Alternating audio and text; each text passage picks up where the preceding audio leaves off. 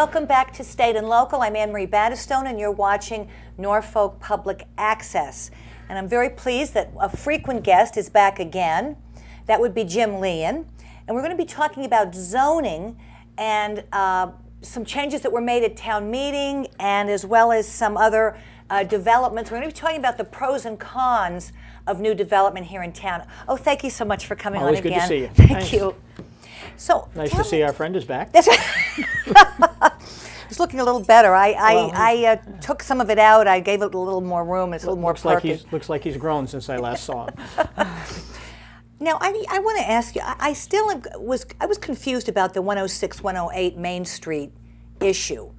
And what was the change could you explain what the change was that was established at town meeting? Sure. First, a little history on that. Town meeting made a change several years ago to allow residential-only development in what's known as the outer business core, primarily down around Old Town Hall and so on. It's not the business core that we think of here around Stop and Shop, or bad word, around the area that Stop and Shop owns and so on. And that change allowed for residential-only development. And 106, 108 Main Street, I think most people thought would be a very nice place to put in a nice, reasonable development. There have been several proposals before the planning board regarding 106, 108 Main Street, both of which had 40-plus units combined on the two pieces of property. So a petition was... These would be single-family houses. It depends on what plan you look at, but you know, they could be attached, they could be detached. You know, doesn't matter in some regard. There were a number of folks that felt the density was a little extreme. To get that level of density required a special permit. Special permit, by definition, means that it requires 4 of the 5 members of the planning board to vote in favor of that. Now let me just ask a question. Sure. By density, you're not talking about the amount of property around the house. It's talking about the number of people that would presumably be living in the house, or is it both? We dictated it by bedrooms and we dictated it by square foot. Oh, both, okay. Both. So there was a 5,000 square foot, I believe, and a 16-bedroom unit per lot, per area. So a petition was brought forward, several actually. There were 5 petitions brought forward by the community, which they have every right to do, and they automatically go on the warrant. 2 of those articles of the 5 passed. And the one specifically that impacts the 106 or 108, or really the outer business district, did 2 things. It eliminated some of the density considerations, and it also took away the ability to have residential only. So now you would be required to have what's known as mixed use, which would be, traditionally it's thought of as a small commercial building down on the first floor and a 2-story condo above it or something to that effect. Now I thought folks around that area didn't want any business over there because it's all residential, isn't it, over there? I mean, there's town hall. It is all and residential. And the church is there, but... Yeah, but the petition eliminated residential only. Okay. And so now... And whose petition was that? Well, I can't tell you who all the signatures were. It's not. It's not one person per se. Okay. There were a number of signatures on the petition, but what in essence it requires now is for that land to be developed is required to be mixed use, which means both commercial and residential, and that's a significant change. Now let me just interrupt. Now, how far back would that have gone back towards the railroad track? Would that have gone? Yes. To the train? To the railroad, rather? It backs up to the railroad tracks, but there has to be a certain distance from the tracks to where you can develop. But what's changed is that we are no longer allowed to have residential only. Now, the developers of those properties did have plans before the planning board.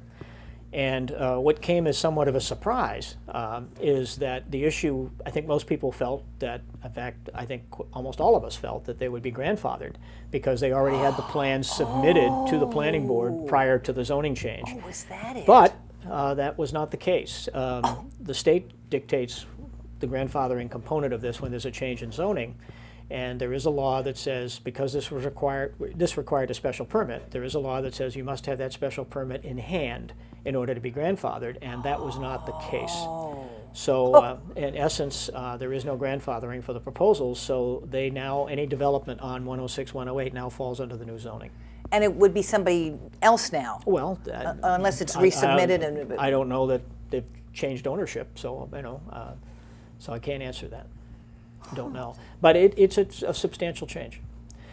So And that impacts all of the area. There's another parcel of land behind the old Frank Gross house Yes. that was potentially for development that now is restricted to both commercial and residential. It's no longer just residential.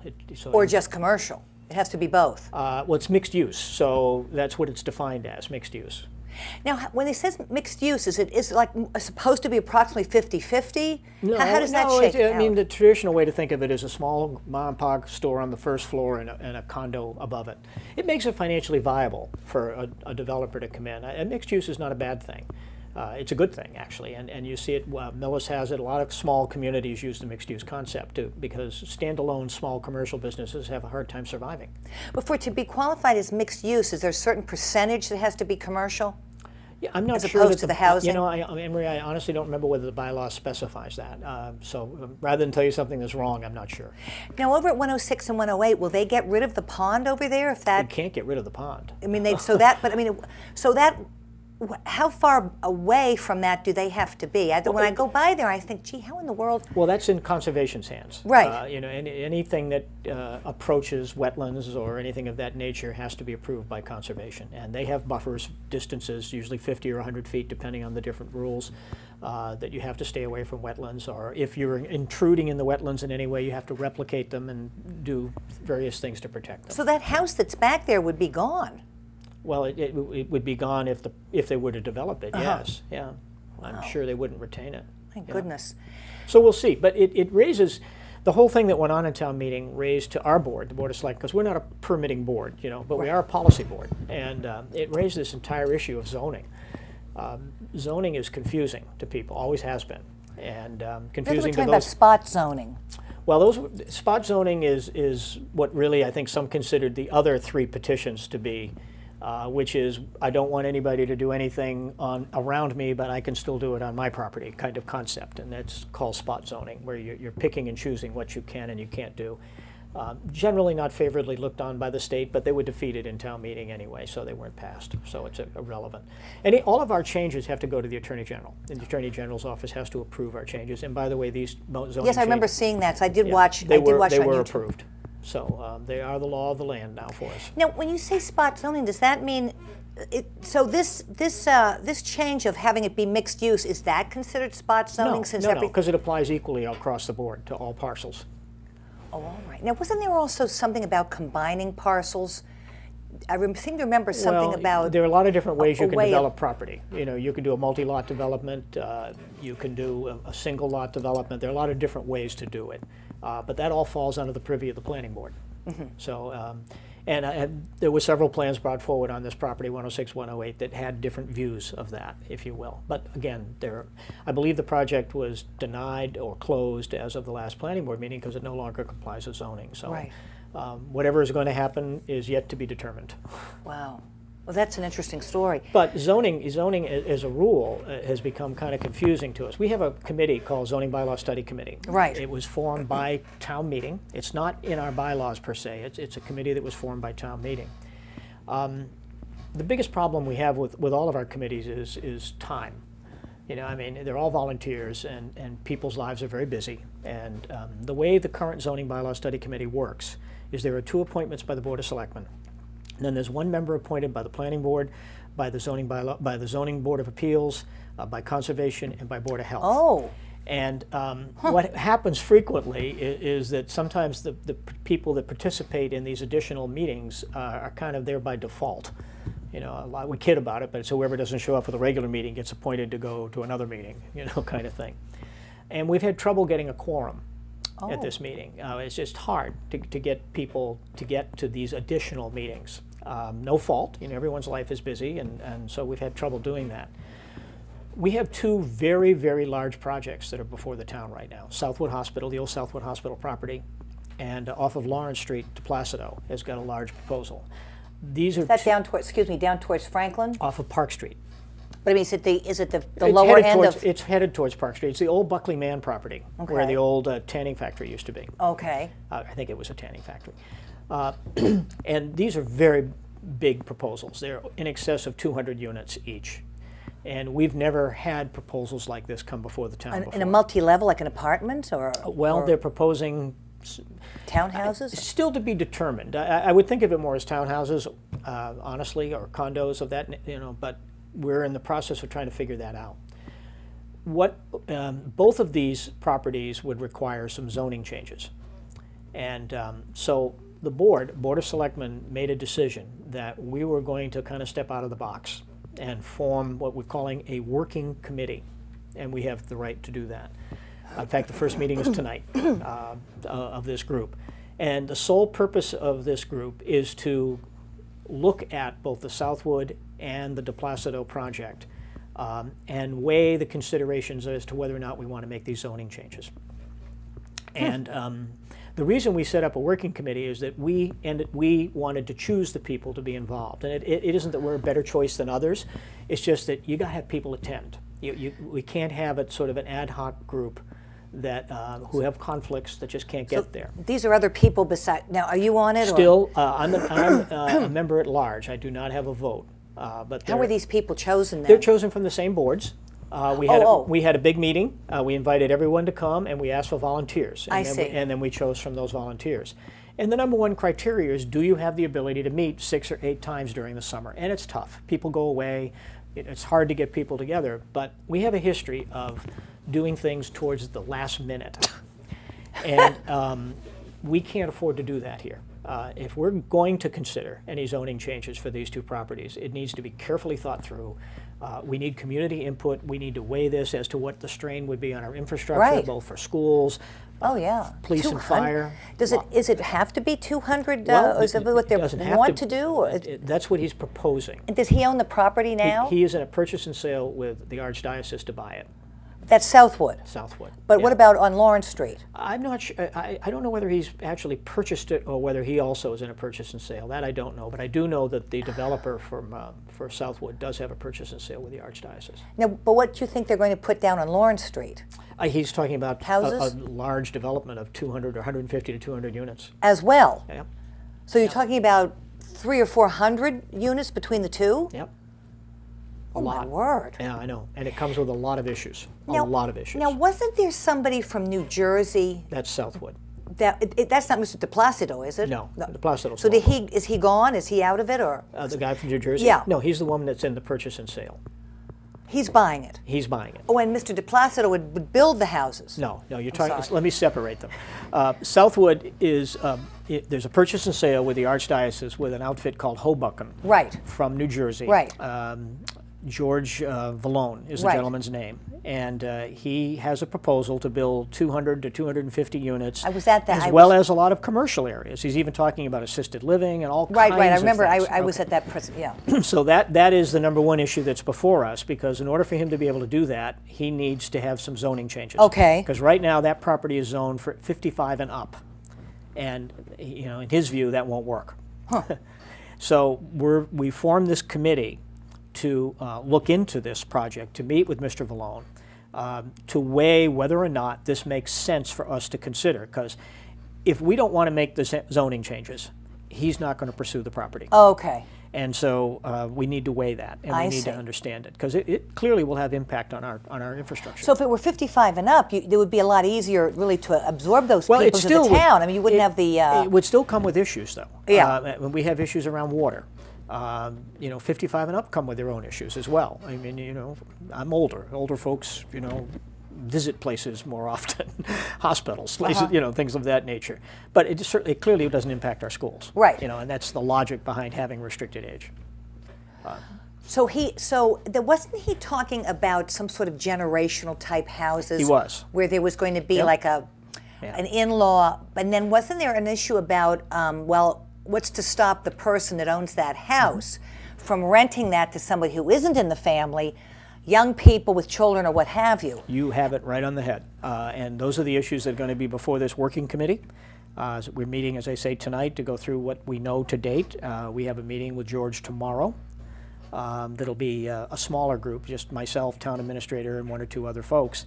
And then he will be coming to this committee, and we'll start talking to whether or not we can come to some mutual agreement. Now, is that meeting tonight open? Oh, they're all open. All the meetings are open. And that's over in the selectmen's room? I believe it is, yeah. Of course, by the time this is on the air, it would be over. Yeah. So if it doesn't go through for him, can he still has an back out of that? Yes, he can. He has 3 or 4 benchmarks that allow him to pull out of the deal. Oh, okay. The first one he has to. The first benchmark is in February. He has to have zoning approved by February. Well, obviously that doesn't work for spring meeting. So we need whatever changes are going to take place will have to take place in our November meeting. That leaves us only 2 months because the warrant closes on September 4th. Okay. So this is the reason we formed this working committee. We can't wait until the last 2 or 3 weeks of August to figure this out. It's too complicated. It has too much impact on the community. We need to start today working this out to find out whether or not these are changes we want to make. And that would go at fall town meeting? Go to fall town meeting. It has to because his deadline is February. Now, what about the contamination over there? He actually, that's the good news about this particular developer is that's what he does. Okay. He goes into what's known as brownfield situations. He's got a great reputation for cleaning up these kinds of areas. That's also one of his contingencies is that he has to clean this up. I don't think any of us have a lack of confidence that he can do that because he has a good track record. That's not really the issue. And you on know the that table from for his resume, or is also looking, he's done several brownfield. He's done several brownfield. So sites. People also look into that Yes. apart from what he hands you. Yeah, he's very capable in dealing with these type of sites. So that's not. It's a concern that it's there, but it's not a concern that he can't take care of it. I think the bigger issue is what these units would mean to the community and whether or not it's something that makes financial sense for us to do. Now, why is he insistent on this type of a configuration of houses? He thinks it will sell. He thinks it will sell. Now, we've had, I think it's, rather than getting hung up on what he has said to date, I think the important thing is once he starts meeting with this working group and we talk through different ways of looking or approaching this may all change. Now, how did he find out about this to begin with? These people look around and they just... They do. He looks for these types of contaminated sites because you can buy them at a lower cost, and he has an expertise in cleaning them up. So, he's bought a substantial amount of acreage, that can be developed. It's beautiful land. Just unfortunately, there's about 4 or 5 acres of it that's contaminated, but he has the expertise to fix that. So it's all business. He's an entrepreneur. Now, how does the town know, other than what's gone before in terms of reputation, of how well those buildings would be constructed, those houses? Well, 2 things you have to keep in mind. We don't control who buys the property. Right. Okay. That's between a buyer and the archdiocese. Right. So we have no say in that. Okay. Our only say in terms of what he bills is if it would involve zoning changes, which in fact this does. And zoning is some of the best protection the town has. You talk about how do we protect the town. Zoning is one way we protect the town by preventing certain things from happening that we feel would be detrimental to the town. Adult zones, for example. Yes. We have zoned a specific area down off of Route 1A as an adult zone. If you didn't do that, someone could move into one of the vacant stores in the middle of town and put in an adult bookstore, and we would have no say in that. And where is that? Kind of over behind Tedeschi's, up in there? Close to that, yeah. Not a desirable location. So the town doesn't have any say over the quality of... Only in terms of the building codes. Okay. Our building codes are what require people to meet certain standards. But ours are not different. Would they be different from other towns? No, we're under the same rules as other towns. But the building codes are strengthened every 3 years, and they're tough. Homes are well built today. So the building codes would be the same here as, say, in Chelsea? Is it really? It's a statewide code. Now, there is such a thing as the stretch code, which was also presented at town meeting, and there are 100 and some odd towns that have adopted that. And the stretch code is actually a little harder. It's a little bit more strict, a little bit more difficult to meet the standard. We did not adopt it. We voted it down, and all the surrounding towns have not adopted it either. So in terms of our immediate area, Franklin, Rentham, Walpole, Millis, we're all under the same code. So the building codes have to do with like the plumbing or the electric and those kind of things. Correct. Not the materials that are used or not the way the rooms are configured. Well, in other words, the planning board oversees that. The planning board oversees the design component of whatever goes on, unless it's just an individual family home. So there is some control. In other words, there has to be an explanation why you would see you know, some awful-looking apartments in some towns Right. that with cheap materials and Well, cheap construction and so forth, and not in others.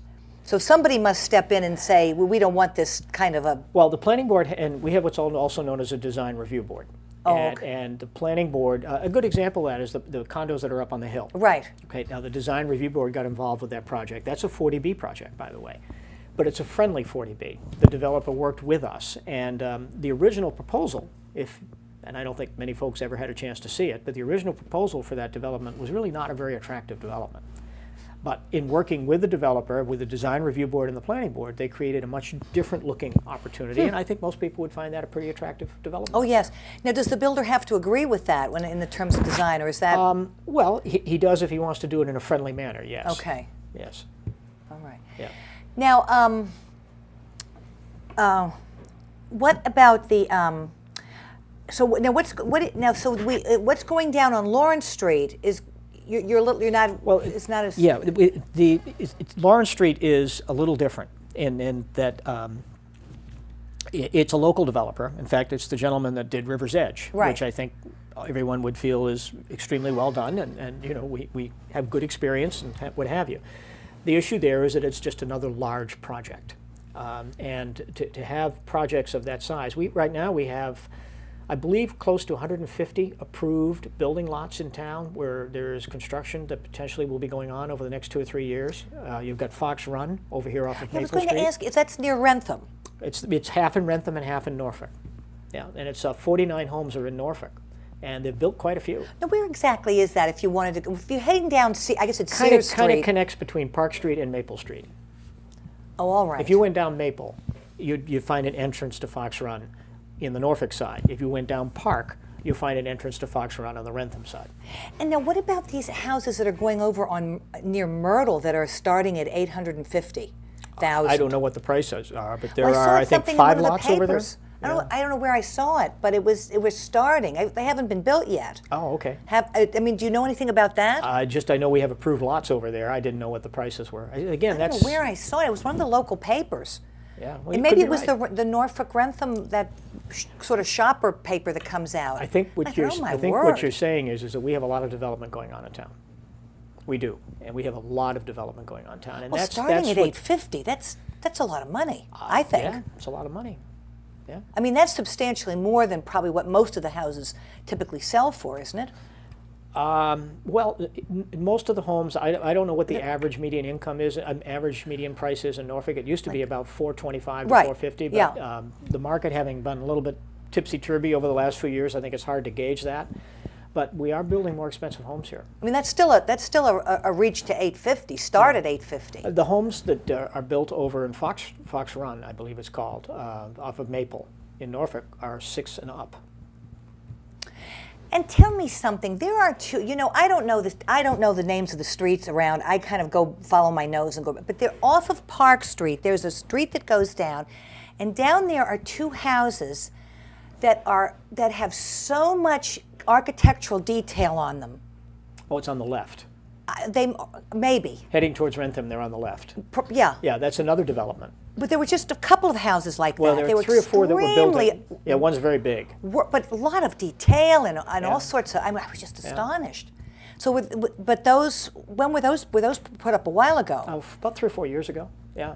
Well, they must be in the $1 million range, I'm because sure. there's a tremendous amount of. Yeah. Well, we have another detail. development. We have another development off of Grove Street that has been traditionally all the homes have been around $1 million and up. So it's not unusual to see them built. Now, are those all purchased over there? Those are all. No, I think there are 40 development lots, but I know the developer has been quite busy lately. He's had at least 5 or 6 homes in the last couple of years. So he's doing well. The market has definitely picked up. But from our board's perspective, there are issues that development brings to the table. Oh, definitely. Oh, Development is a good thing in that it creates revenue for the town, and we continue to grow and do good things. And there are probably folks that wish we didn't have any development, and that's not a good thing either. The issue is to balance it so that you don't strain your infrastructure, and you get the type of development that you really want that fits what I think most people want Norfolk to be, which is it's a quiet residential, no main drag kind of community, and we are who we are. well, but this is why I mean, I'm just going to go ahead and say I don't understand why there'd be a big a big push for people, that there'll be a big attraction, because you've got 115 that connects, that goes up to Millis. I mean, as far as people coming through the town, but it's a little bit off the beaten track. Well, people like off the beaten track. No, but I mean in terms of people opening stores. Oh, well, you're talking about commercial. Yeah. We've put together a lot of planning on how to develop more commercial business here in town. Personally, I think our biggest opportunity is down on 1A. Oh yeah. If that is our a big best crossroads. commercial. Oh, exactly, because they're heading down. People going down, say from Millis, Right. heading down to the Patriot Place to the doctors, and then there's that doctor's building down there. I think it's very hard to sustain small commercial businesses unless they're of a certain type. Now, we have a business opening up over here next to Daly's, which is going to be a bagel store. Well, it's a little more than the little more. They're fashioning, I'm told. Did you try that? Did you try any of that? I did at the community day. Word. Yeah. I mean, that's going to be a fair. I mean, and it looked very upscale. They had They the are. plans. They have. That's not going to be an inexpensive. Well, my wife's favorite place is the Blue Moon. So. Oh yeah. Well, so it's going to be more along those lines. That's what I I'm think told. in terms But of price think, and everything else. I may be crazy, but I think that place will do very well. Oh my goodness! Because she's taking up 2 stores, right? Yeah.